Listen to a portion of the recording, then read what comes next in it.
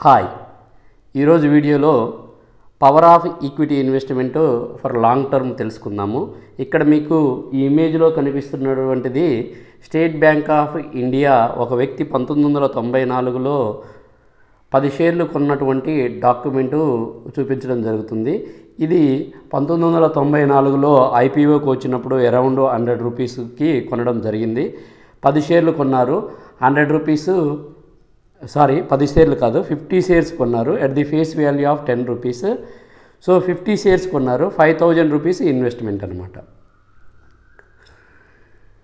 అయితే ఆ షేర్స్ ఇప్పుడు ఎన్ని షేర్స్ అయి ఉంటాయంటే according to the stock split information మనకి 2014లో ఈ స్టాక్ అనేది ఎస్బీఐ స్టాక్ అనేది 1:10 ఒక స్టాకు 10 స్టాక్గా స్ప్లిట్ అయ్యింది. అంటే ఒక షేరు 10 షేర్స్గా డివైడ్ అయ్యింది.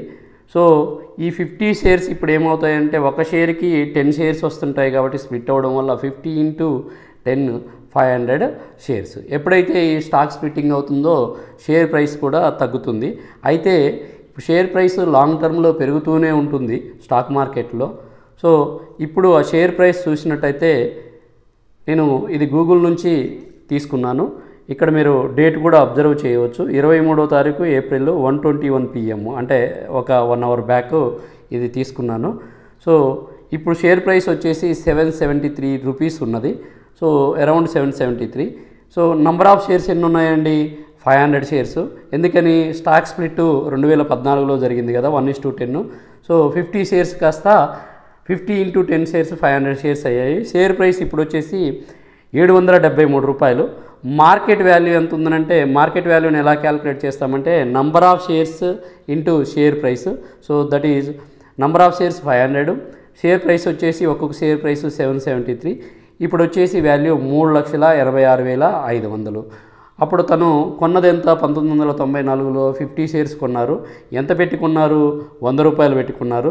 సో టోటల్ వాల్యూ అప్పుడు వచ్చేసి 5,000 ఇన్వెస్ట్మెంట్స్ చేస్తే 5,000 3,86,500 అయింది. That is the power of compounding, value of investment.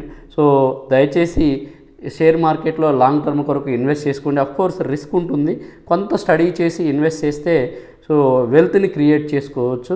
దయచేసి స్టాక్ మార్కెట్లో కొంత నేర్చుకొని ఇన్వెస్ట్ చేయండి. Invest and forget. సో 1994లో వాళ్ళు వాళ్ళ గ్రాండ్ ఫాదర్స్ కొన్నారు. సో ఇప్పుడు ఈ పోస్ట్ షేర్ చేసిన వ్యక్తి అతని యొక్క మనవడు, అతను ఈ ఇన్వెస్ట్మెంట్ని ఎంజాయ్ చేస్తున్నాడు. థ్యాంక్ యూ అండి. Please like and subscribe. Thank you very much.